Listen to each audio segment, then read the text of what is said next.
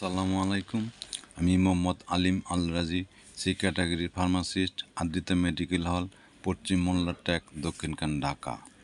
আজকে আলোচনা করব হাড় ক্ষয় বা অস্টিওপোরোসিস সম্পর্কে। হাড় ক্ষয় কী?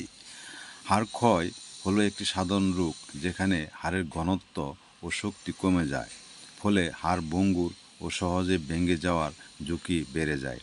এটি প্রায়শই বয়স্ক ব্যক্তিদের, বিশেষ করে মহিলাদের মধ্যে মেনোপজের পর দেখা দেয়। হাড় ক্ষয় রোগের প্রধান কারণসমূহ: ১. বয়স বাড়ার সাথে সাথে হাড়ের ঘনত্ব স্বাভাবিকভাবে কমতে থাকে। ২. হরমোনের পরিবর্তন: মহিলাদের ইস্ট্রোজেন ও পুরুষদের টেস্টোস্টেরন হরমোন কমে গেলে হাড় ক্ষয় বাড়ে। ৩. ক্যালসিয়াম ও ভিটামিন ডি এর অভাব: এই পুষ্টি উপাদানগুলোর ঘাটতি হাড়কে দুর্বল করে। ৪.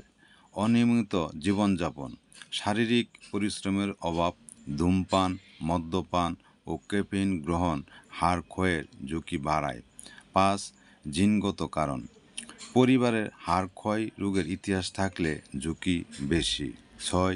কিছু ওষুধ: স্টেরয়েড জাতীয় ওষুধ দীর্ঘদিন সেবনে হাড় দুর্বল হতে পারে। লক্ষণ: প্রাথমিক পর্যায়ে কোনো লক্ষণ দেখা নাও দিতে পারে।